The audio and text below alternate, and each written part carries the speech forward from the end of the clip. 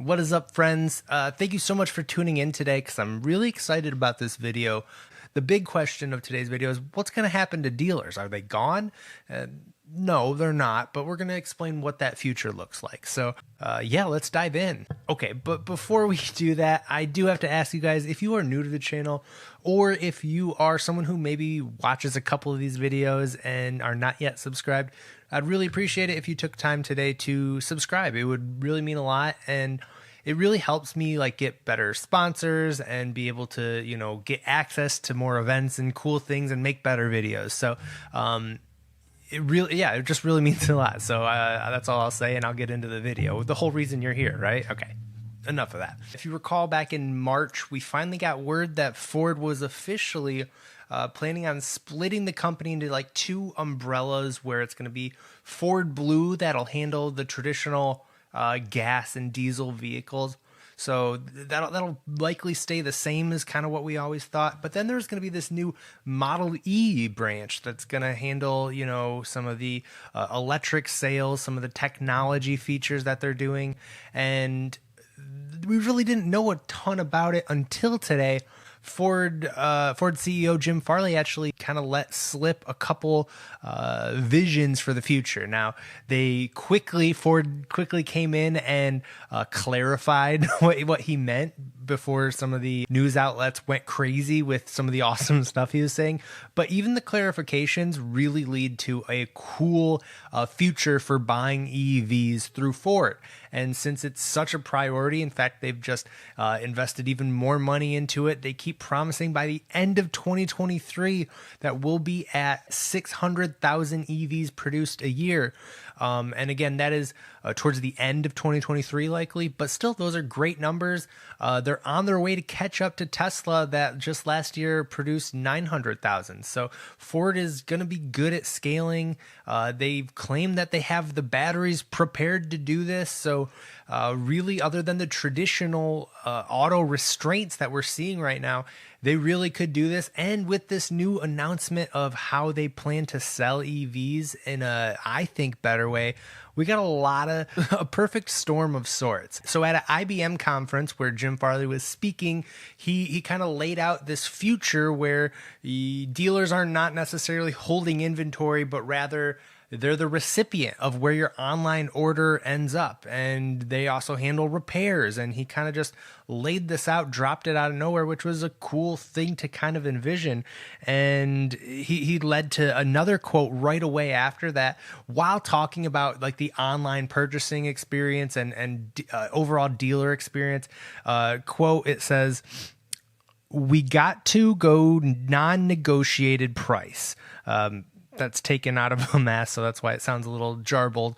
But what it means is he's telling us that he hears our complaints. Obviously, these dealer markups are insane. We all just want to buy our vehicles, our trucks, our cars, whatever it is we're trying to get, like a normal thing. We want to just say, how much is it? When can I get it? And then being able to pay the amount you agreed and then actually get the vehicle, right? And it's just been so far from that. If you've been following any of these Ford F-150 Lightning videos, and or if you're a reservation holder yourself, you know, like, it's tough. It's been a roller coaster of poor communication, and you know, whether it's on Ford or whether it's on the dealers, just something's got to change. And long story short, Jim Farley's telling us that he hears us, and there's a future where this might not have to be the same way. So overall, good news, I think. So the headline after that speech was Ford ditches dealers. So right away, Ford had to kind of come in and kind of correct or smooth out those statements. Really gives me flashbacks to when Jim Farley announced, yeah, we'll probably be branching off into two businesses. And then the next day, Ford, not Jim Farley, says, no, we would never do that. And then literally like 3 days, maybe a week later, they announced that they are doing it. So that's why I kind of get the vibes that this is a real plan. It's just following the same pattern that it's happened before, where Jim Farley says it, Ford smooths it out for, you know, shareholder reasons or whatever the actual reasons are, and then says, whoa, not quite yet. But then in a month from now, we'll hear, well, all EVs are done online or whatever. It could happen is what I'm saying. So what they used in this kind of clarification article was a pretty awesome metaphor, I think. They compared it to Amazon and Target. And what they said was Target kind of can compete with Amazon. You'd think that it would just fall to the wayside, right?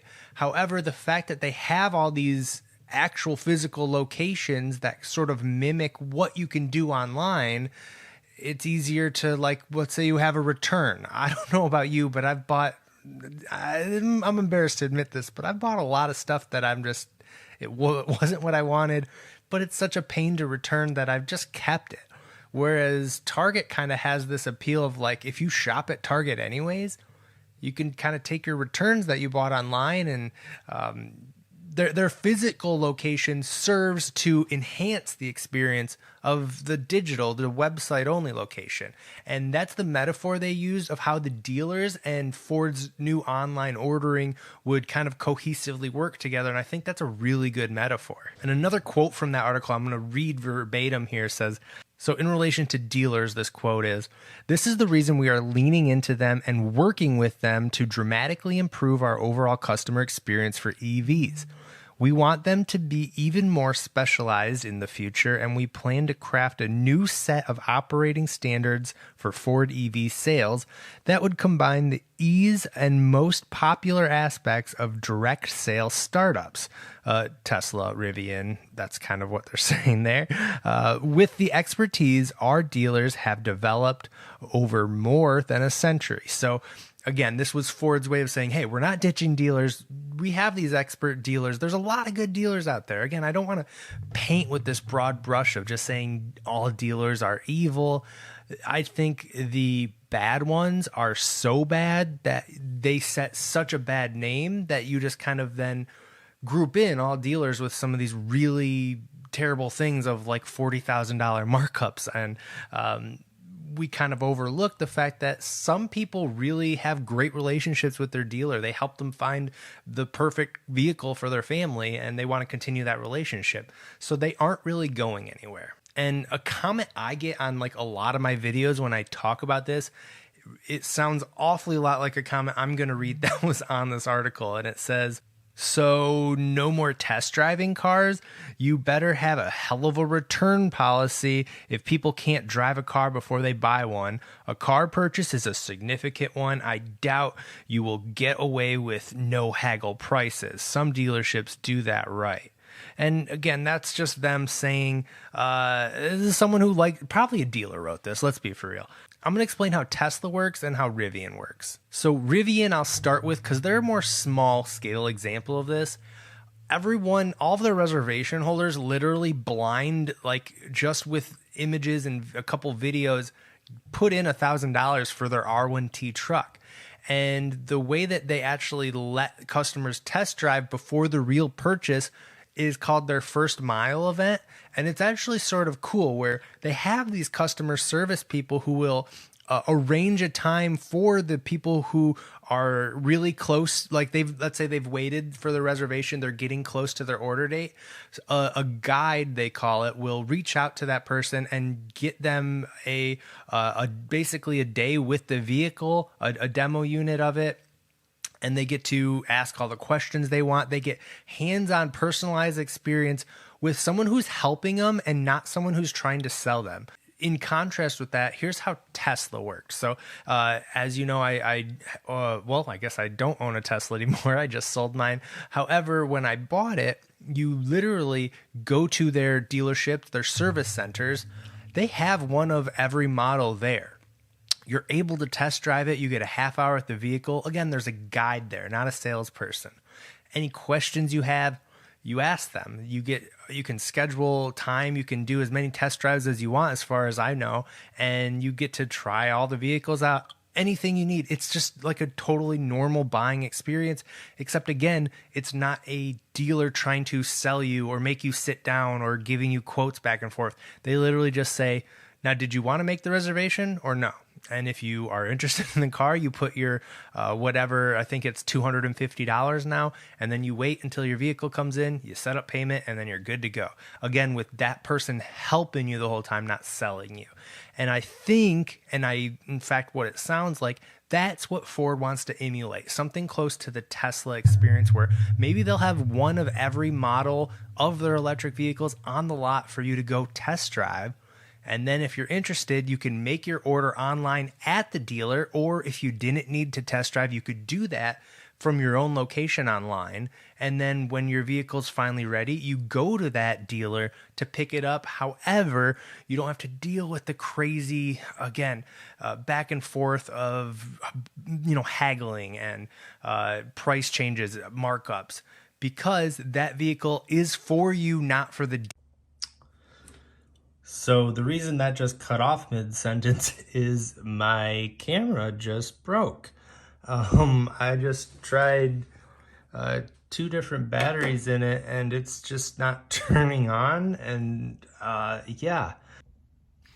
What kills me about that camera shutting off is I had a really dramatic way of ending that. And it was me saying the difference is when these vehicles are coming in, it's for the customer and not for the dealer. And that's the issue that we're having right now, is that the vehicles come in or they're allocated to the dealer. The dealer technically owns them at that point. They choose what they want to charge for it. And then, the customer either buys it or not or whatever. Whereas in this new future, the customer's coming in, or the vehicle's coming in for the customer because it's theirs, it's their order. And it just makes sense. It's just, at the end of the day, it just makes more sense, I think. But hey, that's my 2 cents, and I will end this video here. Hopefully you found this, pretty news breaking. I think it's an exciting taste of what the future could bring here. And hopefully, what I almost made this video about is I almost titled it, Ford's Ranger could be online only. And I was like, that's probably too early to guess on that, because we don't know if that new truck that Jim Farley hinted at is in fact going to be an electric Ranger, or if it's another Lightning, or what it is, or maybe even an electric Maverick. But what we could guess is there's a good chance whatever that vehicle is, the buying process is going to be much better than it is for a Lightning or a Mach-E right now. So we can look forward to that. Anyways, guys, I'm going to wrap this video up here. And, if you made it to the end of this video, thank you guys so much. I love seeing when the retention rate's up and that these videos do a good job. It makes me feel like I'm doing something, I guess. So anyways, I'm ending this. Bye, guys. See ya.